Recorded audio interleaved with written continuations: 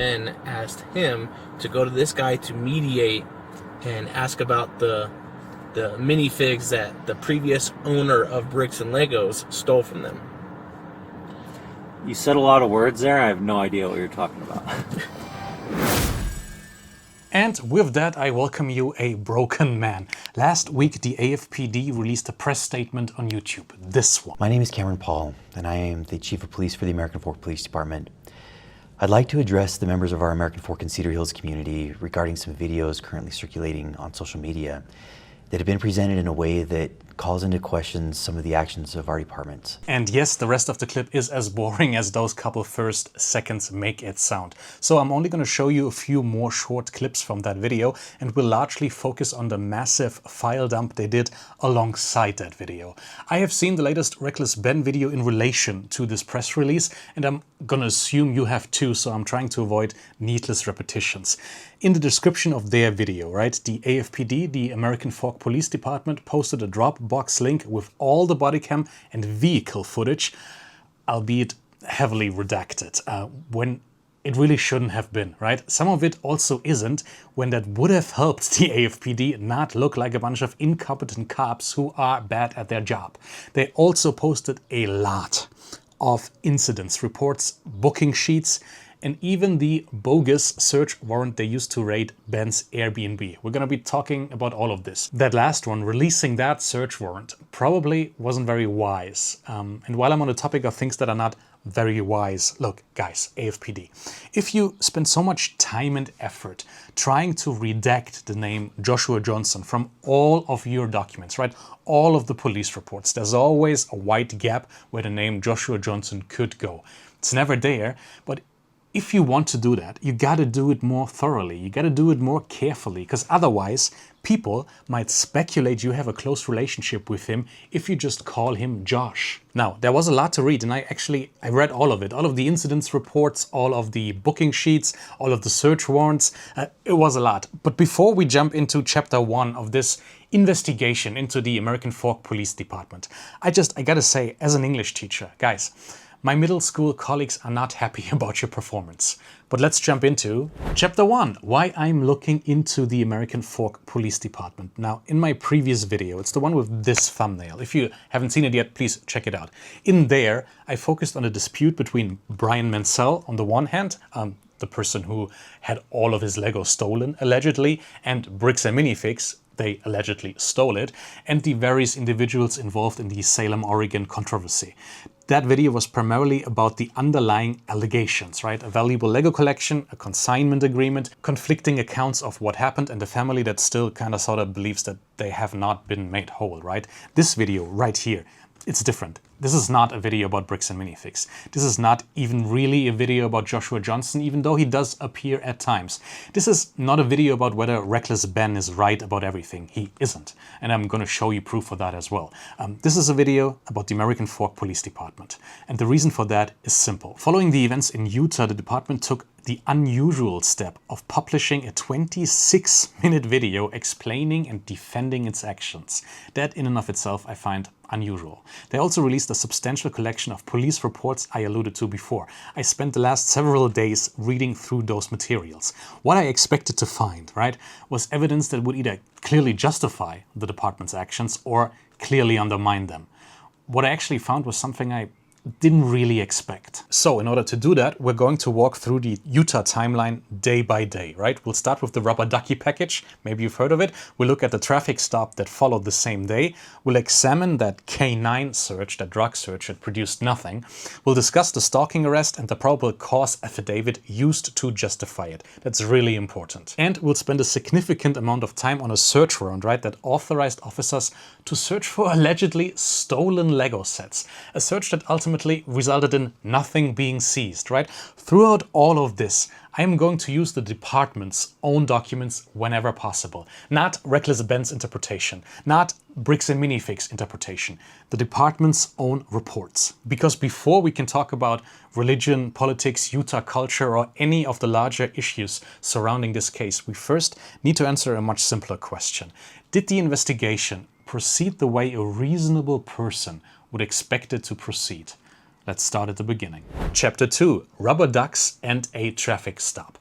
The Utah portion of this story begins on March 8th, 2026, and it begins with a mysterious package. You see, according to the American Fork Police Department's own reports, members of Reckless Ben's team and Ben himself, they traveled to Utah in an effort to confront individuals connected to the Brian Mansell dispute, right? One of those individuals is the now infamous Joshua Johnson. I'm sure you heard of it, right? He's the guy holding the money in this poster that'll come up later. He's also one of the Bricks Minifigs franchise owners at the center of the controversy.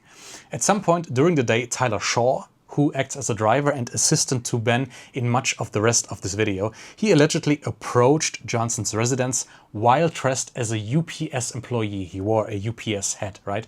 And delivered a package containing rubber ducks. But let's hear that from the AFPD. On March 8th, 2026, an American Fork resident, Joshua Johnson, requested phone contact from the American Fork Police Department regarding a suspicious individual who had earlier arrived at his home. Officer Tonga with the American Fork Police Department contacted Mr. Johnson by phone. Mr. Johnson reported that earlier that same day, a suspicious male had been at his residence. He stated the male was wearing a baseball cap with a UPS logo taped onto it. Now, we can argue how much of this is intimidating or constitutes harassment, right? But even the police report reads more like a setup to a YouTube prank than the beginning of a criminal investigation. Regardless of what anyone thinks of the tactic, the package itself would become the starting point for everything that followed, right? Police were called to the residence, officers responded, and before long they identified several members of Ben's team.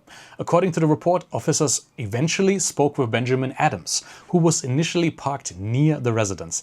During that interaction, Adams allegedly provided an explanation for why he was there, and later admitted that explanation was not entirely truthful. What he actually said he was initially there for is this. Oh, actually, I'm just waiting here for one of my friends. Where's your friend at? I think she lives in this house, so I'm going on a date today, so I'm just Oh, gotcha. picking. Kind of a weird spark to pop. The report states that Adams eventually told officers why he was there for, that he was helping Benjamin Schneider, film content related to the dispute. Again, the bodycam footage supports that. My I guess whole position in this whole thing is really just filming. So the YouTuber he came in last night. He flew in from I think LA or something like that. He just posted on his Instagram, hey, if anyone's in Utah, I'm filming a video. He didn't go in. You go back to the photo, or to the video. Do you get paid or something for this, or what? Yeah, I get paid. At this point, however, no arrests were made, right? No charges were filed. And despite the, let's call them unusual circumstances, at least unusual for the American Fork Police Department, I don't think they have a lot of YouTubers coming in. The situation just could have ended there, but instead, officers soon initiated a traffic stop, the now infamous traffic stop, involving the vehicle carrying several members of the group. I think it was just Ben and Tyler at this point though. According to the report, the stop was justified because the driver allegedly failed to stop properly at a stop sign. The officer specifically wrote that the vehicle failed to stop before the stop line and failed to come to a complete stop. But, I mean, judge for yourself.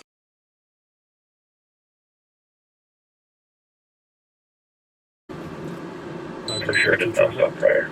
Personally, I don't even see a stop line on that road. And while we're at it, why is this street in such a horrible state? Utah, fix your infrastructure.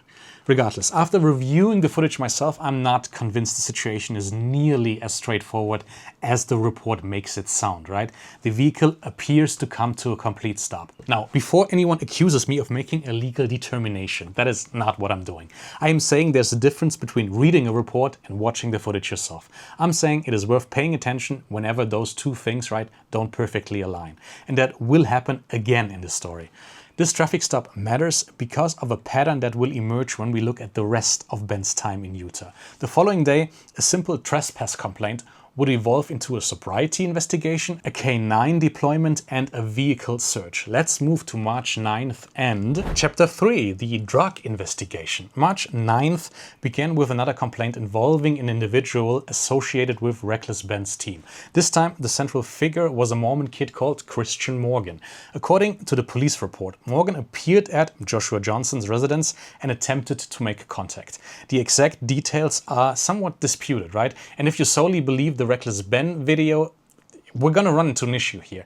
But the report states that Morgan claimed to be associated with a local LDS congregation and that he was attempting to speak with Johnson regarding the ongoing Bricks and Minifigs dispute. Here's what that report specifically says. Christian was portraying a LDS church member from the 2nd Harbor Ward, which did not exist, and telling, I'm guessing Joshua Johnson, through the Ring doorbell that he was sent to his house by Bishop Johnson. I asked Christian where he was from, and he said Draper. I asked him what ward he was actually a part of, and he said 1st Ward in Salt Lake. Christian stated that he was just told to say these things by Benjamin and did not actually know for sure or not. Now, the Reckless Ben video did either not fully disclose what happened or the police made that up, which would be a very specific thing to invent. Why come up with a fake ward? Regardless, officers responded to the scene, and after speaking with the parties involved, Morgan was trespassed from the property. And at that point, the incident appeared to be over, right? No arrest, no criminal charges, no evidence of violence, no evidence of threats. Just another property owner asking somebody to leave. And if the events had ended there, this chapter would be very short. But instead, officers soon located a vehicle associated with the group. That was Tyler and Ben again, and they initiated contact. And what follows is one of the most interesting sequences in this entire file. If you're interested, that sequence is also where the intro of this video came from. Here's another one. It's gonna scare him a little bit and let him go is all I really was gonna do. But... And I don't know about you, but that kind of sort of raises a couple of red flags with me. The report states that an officer believed Tyler Shaw showed signs of possible impairment. Specifically, the officer noted that Shaw's eyes appeared glossy and bloodshot. Here's what the report actually said. Field sobriety test. From this portion on in my investigation, I did not realize my body cam was muted. Therefore, there will be no sound from this moment on. That's handy. They're doing live redactions now. The admin at the office must be so happy, so much less work for her to do. Let's continue. Officer Fraughton stated that he believed Tyler's eyes were glossy as well and seemed to provide the same tint I saw.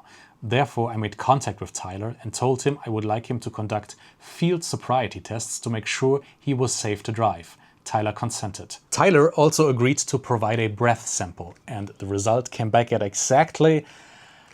So no alcohol, no DUI, and no arrest. At that point, most people would assume the investigation would be over, right? Instead, it escalated again. Officers deployed a K9 unit. The dog conducted an exterior sniff of the vehicle, and according to the report, the dog alerted.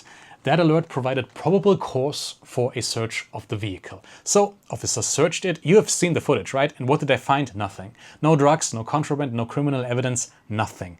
That sequence is worth pausing on for a moment. So we have a trespass complaint about somebody who's not at the scene anymore, right? And that became a sobriety investigation.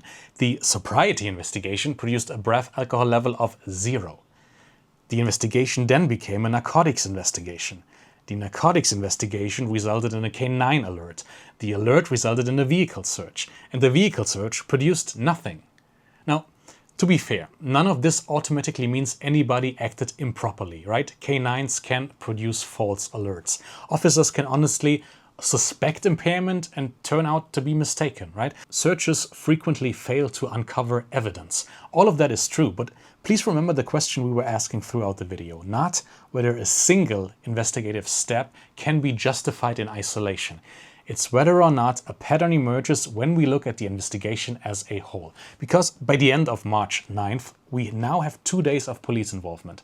We have a traffic stop, sobriety investigation, K9 search. And despite all of that, no criminal charges have been filed and no contraband has been recovered. The following day, that changes. On March 10th, the American Fork Police Department arrests Benjamin Schneider for stalking. And if you heard this before and wondered at the time, why stalking specifically? Let's listen in on our 2 buddy cops from earlier again, inside their vehicle. You got any codes? Because our current harassment code doesn't... We don't really have a harassment code in Utah. Just read... What did I just read? I read one when I was there. We do have an harassment code, but it's not good. Well, it's like that written or recorded threat code. Yeah. But like the societal definition of harassment is not the Utah code definition, which it would help us out if we had one. Needless to say, that arrest would become the central event around which the entire controversy now revolves. So let's move on to Chapter 4 and... Chapter 4, the stalking arrest. And yes, this is a new day. I needed to stop filming because it got unbearably hot in here. So if you want to help me fund, I don't know, air conditioning, sub down below. But let's continue. March 10th is the day this story changes, right? Up until this point, the investigation had consisted primarily of complaints of trespass notices, of traffic stops, interviews and a vehicle search that ultimately turned up nothing. That changed when officers responded to yet another call involving Benjamin Schneider. According to the report, officers arrived to find Ben sitting in a vehicle near Joshua Johnson's residence with Sierra Louds, who agreed to act as a process server, right? This is the first time she makes an appearance in the police reports. You have seen her in the videos though. The cops though, they write about her a lot. They're obsessed with her, especially about her hair. And it reads as if they had never seen hair dye or hair extensions before in real life. Initial information on March 10th, 2026. Now, I'm guessing this is Joshua Johnson's wife because the pronouns changed to female pronouns. Reported that a female was standing near her door and had started taking pictures of the front of her residence. Again, I guess the wife described the suspect as a white female with long, fake, red, curly hair, wearing all dark clothing, dark baggy jeans, and had left on foot towards the train tracks. And what's that supposed to mean? Towards the train tracks. Why are there quotation marks around that? Is that a metaphor? Is that Mormon code for what? Using the restroom. Mother, I shall leave you now, for I must go towards the train tracks. But let's move on. Now, this wasn't the first time the police had encountered Ben, obviously. By now, officers were familiar with the dispute. They knew about the rubber ducks, they knew about previous contacts, they knew Joshua Johnson had repeatedly complained about Ben's activities, right? They sorta already knew about the ongoing effort to serve legal papers connected to the Oregon litigation as well. They just hadn't seen them yet. Ben tells them he needs to serve papers in person, and that's why Sierra is there. She's there to do exactly that because she acts as a process server, right? And then the officer offers to serve the papers himself. He does not want the papers. He does not want the papers? I'm not sure what this is. I've never seen something like that. To be honest with you. These are court papers. Okay. And why does that matter? If he thinks they're fake, serve them anyway. He can just throw them away, you know? It's 5 pages of paper, it doesn't matter. AFPD, what are you doing? Now, one detail immediately stood out to me while reading the report and watching the rest of the footage, right? The officer did not simply take Johnson's word for the non-existence of a legal dispute, right? Instead, he contacted Marion County and verified that there was, in fact, an active court case. They know. The paperwork Ben claimed he was attempting to serve was real. They know. The litigation was real. They know. And the dispute itself was very real. Now, I'm just gonna say, that does not automatically make Ben's conduct lawful. Maybe it wasn't, but it's important context, right? Because it means the AFPD was not, in fact, dealing with a random individual just harassing a stranger. They were dealing with somebody who was undeniably connected to an ongoing legal conflict. They didn't make up they needed to contact Josh for legal reasons. That distinction matters. Now, what exactly was Ben doing on March 10th that got him booked into Utah County Jail? According to the report, right, he was attempting to serve legal papers and he continued to draw attention to the Brian Mansell dispute. We discussed that. The police, however, they also discovered a sign and we haven't discussed that, so here it is. And this sign and what it will turn into would become one of the central pieces of evidence supporting the eventual stalking charge, right? The sign, you've seen it, depicts Joshua Johnson holding cash alongside the statement, "I stole a dying man's life savings." Now, whether that accusation is true is not something we need to resolve here, right? The important thing is the AFPD viewed the sign as evidence of continued targeting, right? Not evidence that Johnson stole anything. Evidence that Ben intended to continue applying pressure. Because when you read the probable cause affidavit, we see our little familiar pattern again. The affidavit does not focus on threats. It does not focus on violence. It does not focus on property damage. Instead, it aggregates conduct, right? The ducks, the photographs, repeated appearances, the attempts to make contact, the sign, the efforts to serve legal papers. The officer essentially argues that all of these events viewed together establish a pattern of stalking. The statement says, quote, because Benjamin was trespassed from the residence, returned, parked outside, had multiple people knock on the door, park outside, photograph the residence, deliver packages and post signs with the victim's face outside the home, I believe there is probable cause to charge him with stalking. And this is where I think a lot of you begin to disagree, right? The legal question is, what exactly separates aggressive YouTube activism and YouTube journalism from criminal stalking, right? Imagine for a moment that Joshua Johnson was a politician or a corporate executive or a public official. Would repeated attempts to contact him about a public controversy automatically become stalking? Would protest signs become stalking? Would serving legal papers become stalking? Would documenting the entire process become stalking? Look, those can be difficult questions. I'm just sure the American Fork Police Department is not equipped to answer them, right? And they become even more difficult questions when the person being targeted is involved in active litigation and allegations involving property worth potentially hundreds of thousands of dollars. The probable cause affidavit ultimately concludes that Ben's conduct crossed the line. And based on that conclusion, officers arrest him. I'll just stand over here. Do you have any weapons or anything like that on you? No. Okay. Just put your hands behind your back. Am I being arrested? You're under arrest right now for stalking. Really?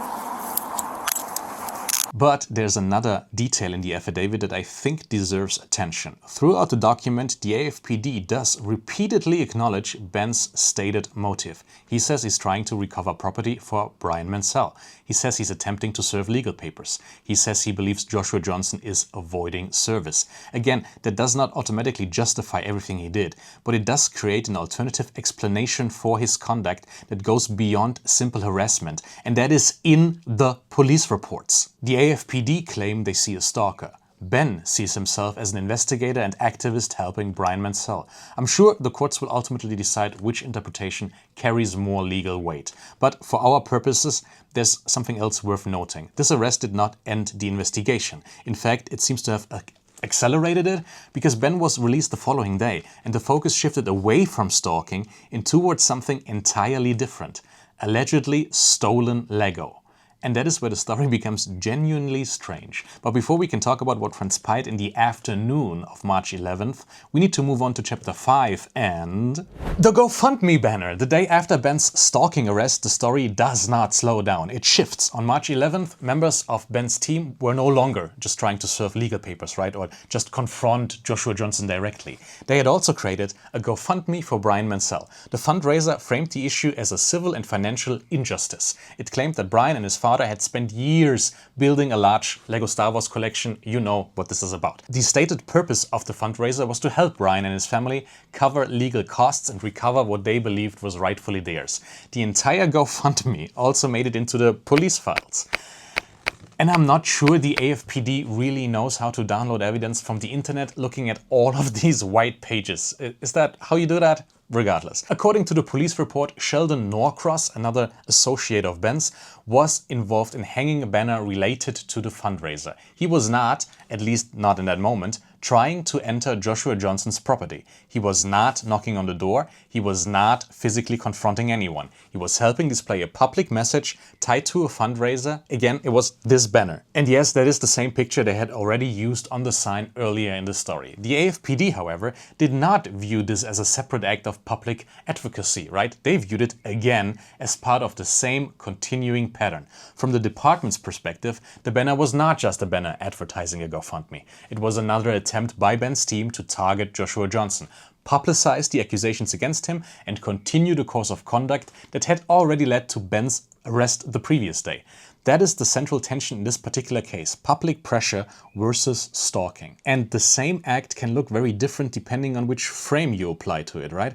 The report also states that Sheldon was on FaceTime with Ben while officers were speaking with him. That fact becomes important because the AFPD uses the call to connect Sheldon's actions back to Ben. Quote, Sheldon had stated at one time he was on the phone with Ben while we were speaking to him, and after everything was explained to him, Sheldon refused to answer questions after being given a Miranda warning and refused to allow officers to review his phone messages to verify he wasn't being instructed by Ben to stalk the victim.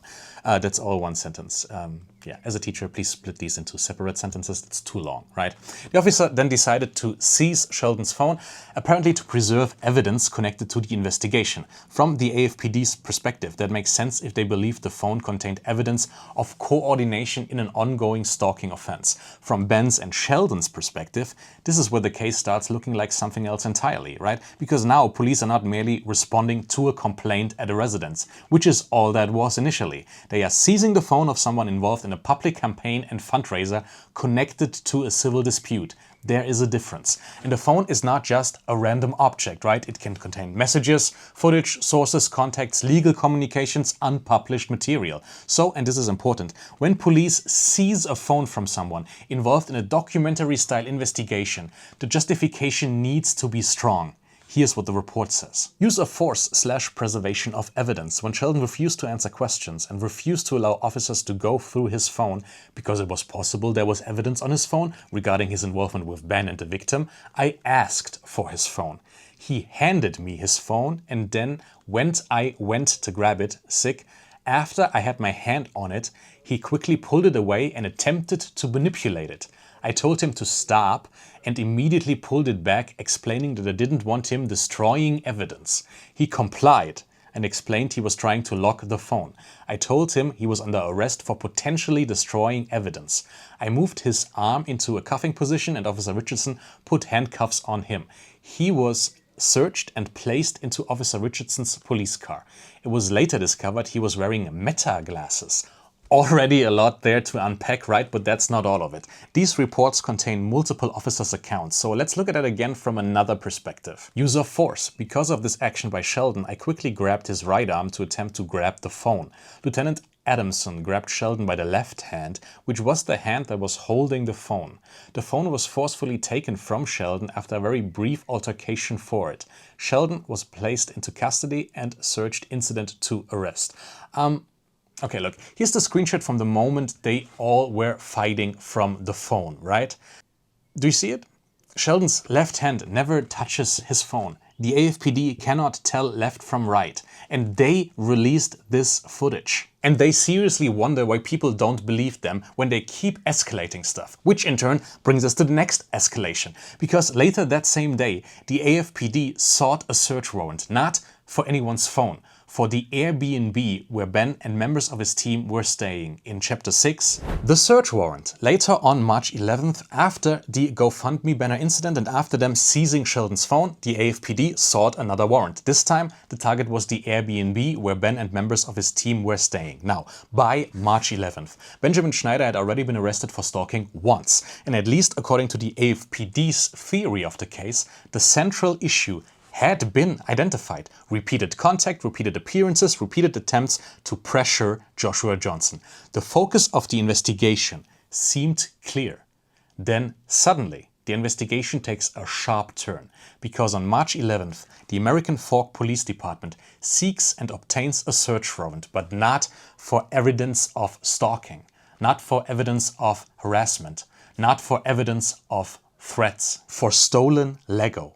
And when I first read that search warrant, I genuinely thought I had missed something. In the city of American Fork, county of Utah, state of Utah, there's now certain property or evidence described as any stolen merchandise, specifically Lego merchandise, and that said property or evidence was unlawfully acquired or is unlawfully possessed, has been used or is possessed for the purpose of being used to commit or conceal the commission of an offense or is evidence of illegal conduct. Affiant believes the property and evidence described above is evidence of the crime or crimes of 765-106.5 stalking.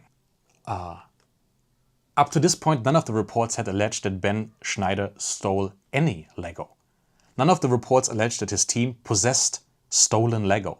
None of the reports identified a specific set, a specific minifig, or a specific item of property that officers believed was located inside the Airbnb. Yet, the AFPD sought judicial authorization to search the residence for stolen Lego merchandise. And then they got that. How? So naturally, the next question becomes, why? And the answer appears in the warrant affidavit. According to the officer, the owner of the Airbnb reported overhearing conversations inside the residence. Officers contacted the homeowner of the Airbnb to inquire about video footage. The homeowner was cooperative and provided video footage that displayed Benjamin walking into the basement apartment at exactly 15:58 on this day. The homeowner also disclosed that he could hear multiple individuals inside the residence speaking about possible stolen Lego toys that they had taken. The officer would like to search for said items. And that forms the foundation of the entire warrant. Let that sink in. Not identified stolen Lego, not Brian Mansell's collection, not specific sets, not specific evidence. Possible stolen Lego toys. That is the language used in the affidavit. Now, perhaps there was additional context the officer was aware of. Perhaps the homeowner heard something far more specific than what ultimately made it into the warrant. I cannot rule that out, but if so, why is it not in the warrant? Stop reducting everything. Stop keeping the truth from us. Tell us everything you know. We need all of the unredacted bodycam footage and vehicle footage now. We can only evaluate the document itself, right? And the document is surprisingly sparse. It does not identify any known stolen property. It does not explain how Ben Schneider would have obtained stolen Lego. It does not collect the alleged stolen Lego to the Brian Mansell dispute. Instead, much of the affidavit returns to conduct we have already discussed. The signs, the filming, the alleged stalking, the various members of Ben's team, right? All of which may or may not be relevant to the stalking investigation, but none of which directly explain why officers expected to discover stolen Lego. And this is where I began asking myself a very simple question. If the warrant application had been denied, would anyone have been surprised? Because when I look at the facts presented, I see a significant leap between people at an Airbnb discussed possible stolen Lego and we should search the residence for stolen Lego. The gap between those two statements is difficult to ignore. Nevertheless, the warrant was approved. Officers executed the search. And then we arrive at the most important page in the entire packet, the return. The document that tells us what officers actually found. Benjamin Schneider was arrested. No items seized. The answer is nothing, right? No Lego sets, no minifigs, no stolen property, no evidence seized, nothing. And this is where the pattern I mentioned throughout this video becomes difficult to dismiss. So let's review. On March 8th, officers conduct a traffic stop. Nothing. On March 9th, officers conduct a sobriety investigation. A K9 alerts. The vehicle is searched. Nothing. On March 11th, officers obtain a search warrant for allegedly stolen Lego. The residence is searched. Nothing. Now, to be clear, a failed search does not automatically mean the search should have never happened. Investigations frequently uncover dead ends. Police are allowed to pursue leads that ultimately prove incorrect, right? That's not unusual. What is unusual is that pattern. Because by this point, the investigation has expanded dramatically. And despite all of those escalating investigative steps, officers still have not recovered any drugs, any stolen property, or any other physical evidence supporting the assumptions that justified those escalations. At the very least, that raises what I think is a reasonable question. And I know the AFPD has their own definition of what reasonable means, but at what point should the investigators maybe begin reconsidering the assumptions driving the investigation? Because the story, it doesn't end here, right? After the arrests, after the searches, after the warrants, the American Fork Police Departments made another unusual decision, let's call it that. They decided to publicly defend their actions, and that brings us back to the department's own video. Why? was this video made in the first place? And what am I supposed to take away from this? When I started reading through the American Fork Police Department's reports, I expected to come away with a very clear answer. Either Reckless Ben was engaging in conduct that obviously justified the department's actions and his editing maybe made it appear in a different light, right? Or the department had massively overreacted. After going through the reports, the warrants, the booking records, the probable cause affidavits and the department's own public statements, I don't think the answer is quite that simple.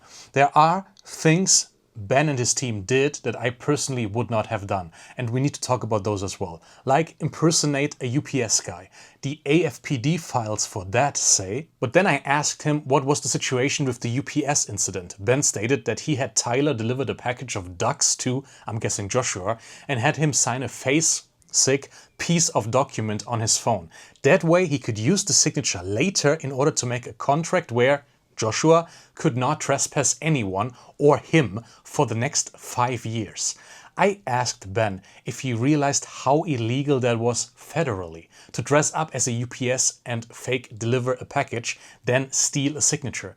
Ben stated that he did not see the issue with that. I told Ben that, as of this moment, the police K9 alerted and the vehicle is going to be searched. Again, grammatically very questionable, but I understand that this course of action might have worked for Ben in the past, right? But does he seriously believe this is legal?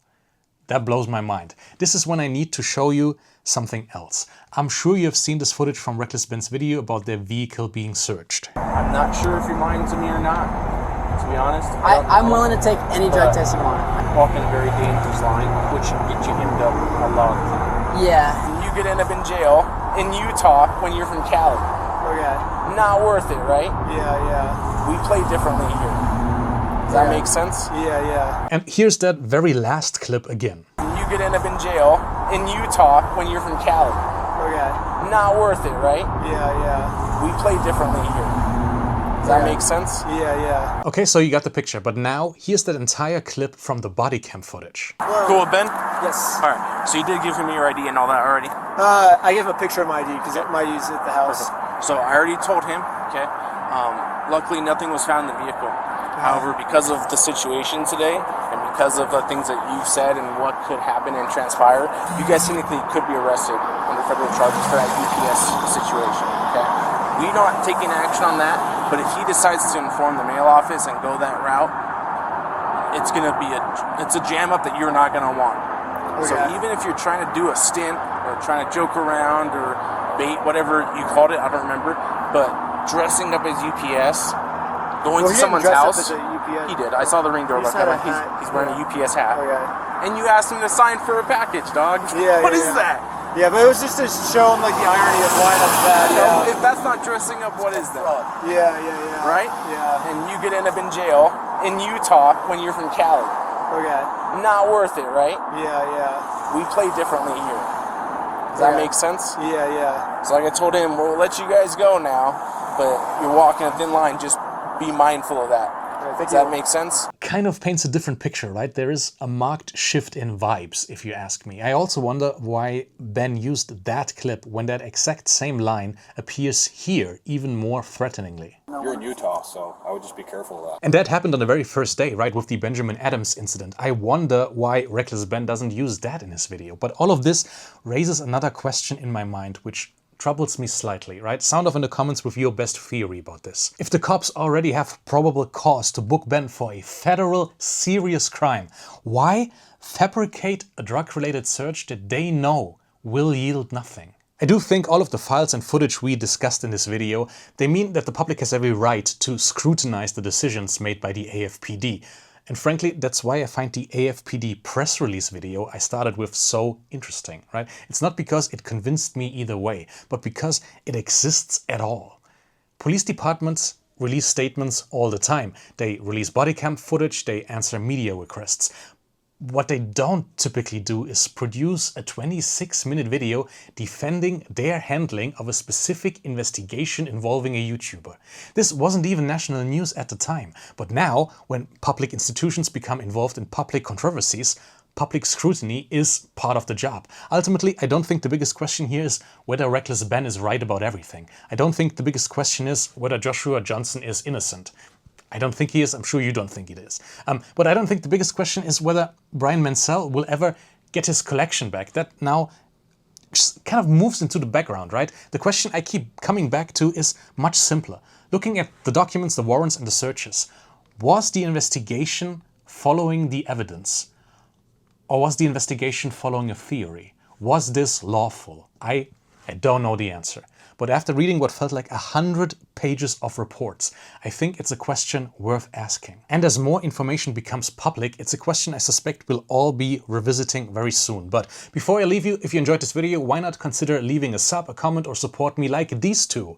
Thank you so much to my channel members Luke Highwalker 8900 and my Patreon Fridge. If you want to support the channel and help me make more deep dive videos like this one, please consider supporting yourself. As an additional incentive, right? I have decided that all paying members on YouTube and on Patreon get access to my BDP, my Bricklink Designer Program instructions after the individual rounds close. So very soon you could build my Athena Books pop-up store yourself. I will see you very soon. Bye-bye. Welcome to my ant card. This is just a hangout. Yeah, I'm a crank that shit. Bro, that's so damn loud. It's nothing but a little intermission. Enjoy these soothing bars of utter indecision. Buddy people, you can trust me. It's an ant card. I know all those fire jokes and get you saying hard. It's an ant card. This shit ain't some voodoo, bro. I know you want to stay, but it's time for you to go.